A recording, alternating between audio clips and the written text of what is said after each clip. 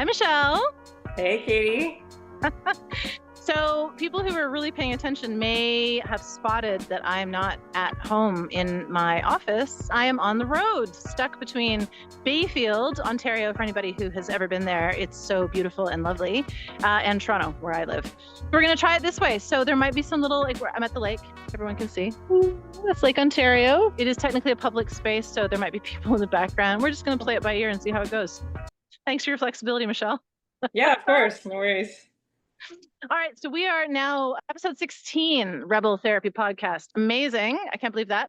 I wanted to start today because something came up that was really top of mind that I think kind of leads into what we want to discuss. I was in Bayfield paddleboarding on Lake Huron. But usually I'm paddleboarding on Lake Ontario. About this time of year, the water is 12 degrees, just pretty brisk, I would say. And so when I was in Lake Huron, also, it's like 37 degrees here today, so that is part of it.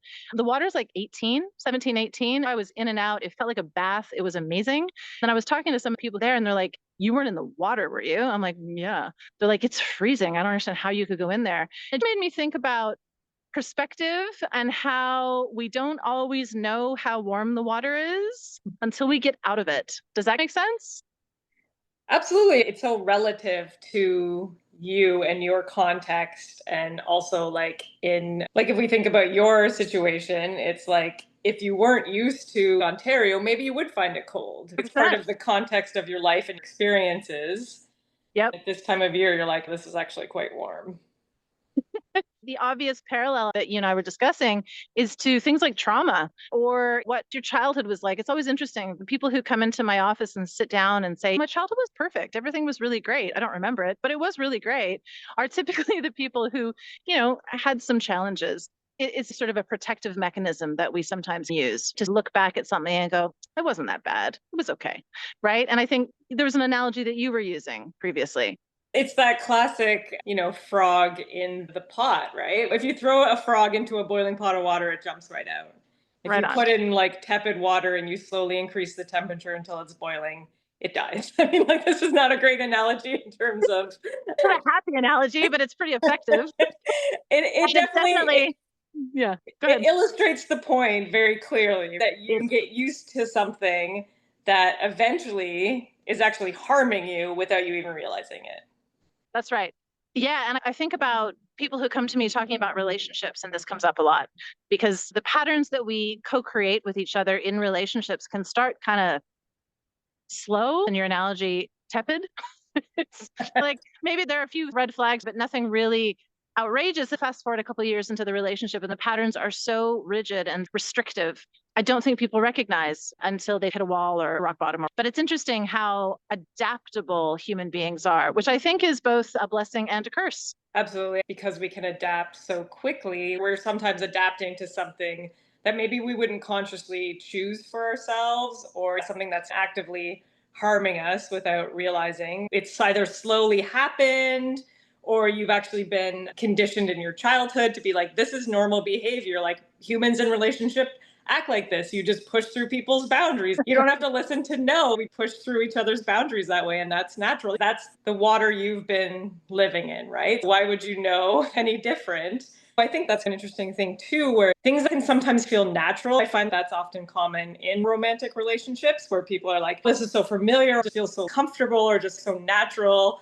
And then you're like, ooh, this is actually not great, And natural doesn't necessarily mean good. It's definitely something to examine, to be like, what does that mean for me? And is this actually something that's working for me?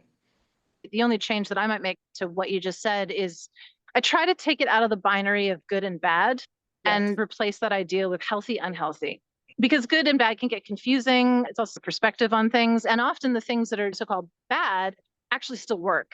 It's just, the way they work, is it a healthy way of working or an unhealthy way of working, right? So that's a shift I would make there.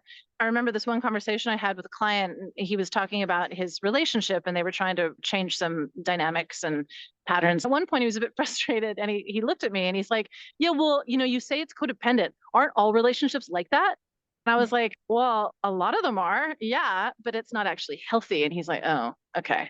Right. And so from his perspective, he'd just been surrounded by it his whole life. So he's like, well, this is to your point, this is how relationships are. Or you can look at possibly shifting some of those patterns for alternative ways that are more flexible, more adaptable to your earlier point, probably Yeah. healthier. Yeah.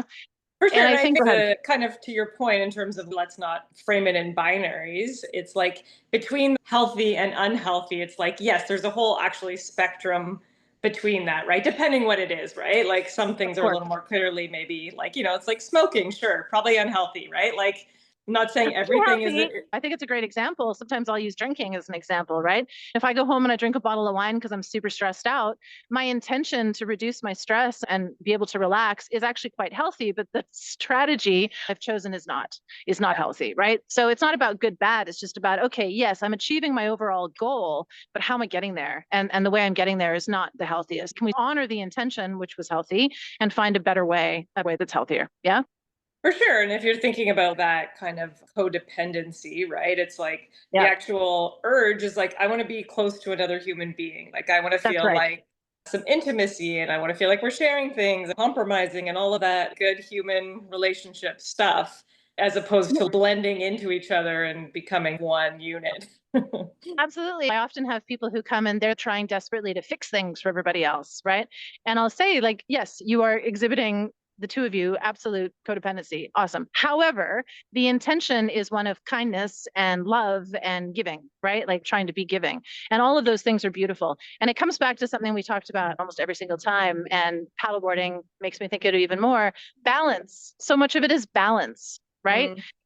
Maybe alcohol is an example. If you have a glass of wine now and again, it's probably not the end of the world, but it's balance, right? If I decide to skip the gym and just like laze around on my couch today because I'm really tired, that's balance, right? It's figuring out uniquely and individually what balance is for you. To do that, you have to figure out where the edges of your limits are. And that's where awareness, I think, around how adaptable you've been or accommodating you've been, see where you are in that frog boiling analogy. How close to boiled are you? So you can then step back and go, hold on, I want to turn down the temperature a little bit. I mix up my metaphors, but you get my point.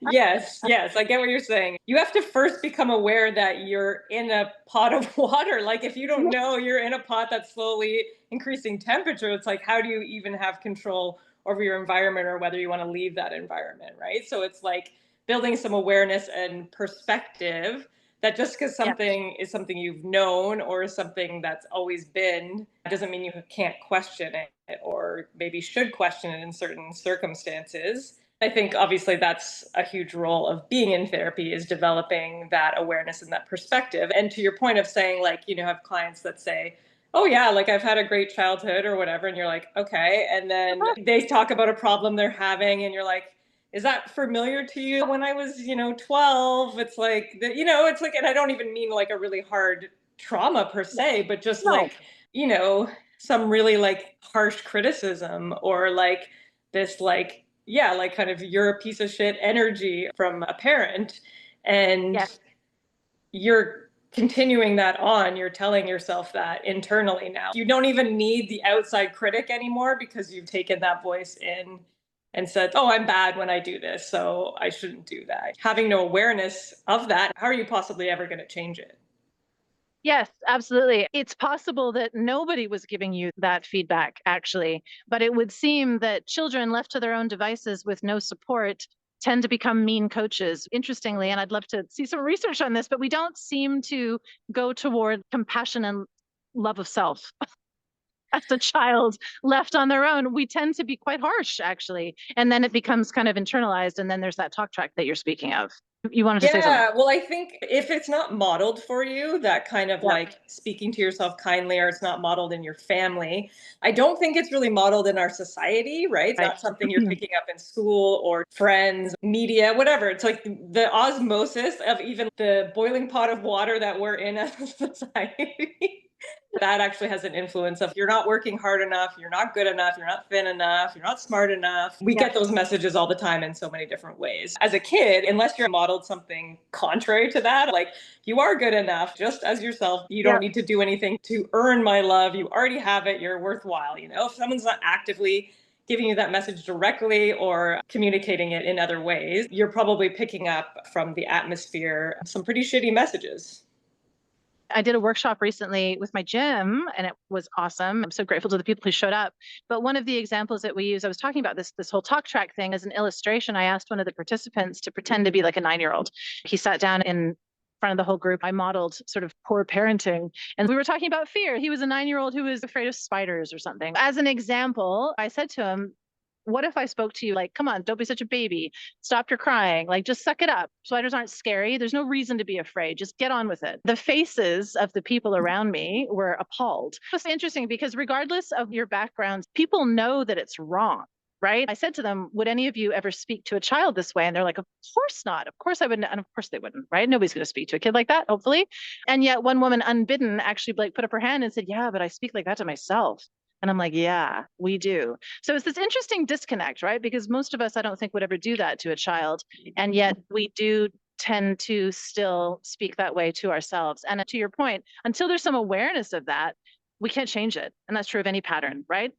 Absolutely. And I think what's so interesting about what you're talking about is like, I think often the two voices that are sometimes showing up, like the one voice of that inner critic, mean parent, even if your parent didn't have that specific voice, No, you're often talking to your inner child, right? Like your inner child is like, I'm scared. And they're like, there's no reason to be scared. And you're like, yeah, but I'm still scared. And they're like, well, shut up about it. There is something about that relationship. Oftentimes it's when we're most vulnerable or struggling, and that can make us feel a little bit younger, or it just connects to that part. I want to say vulnerable, but that's not quite the word. Just like you're a little bit more in your feelings, in your senses, in your body, and searching for direction or support, right?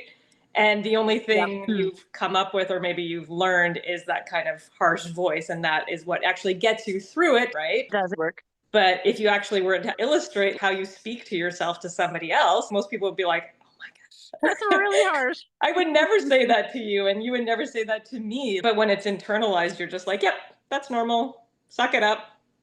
Yeah. And I think that you've really hit on something, which is the idea that if I'm afraid, and I've got someone saying, there's nothing scary here, don't be afraid, then I guess as a child, I just have to keep that to myself, right? We sort of avoid the feeling. We go right from the impact to the action or the resolution, but we skip the feeling. The idea is that, yeah, you're afraid. Great. Let me sit with you.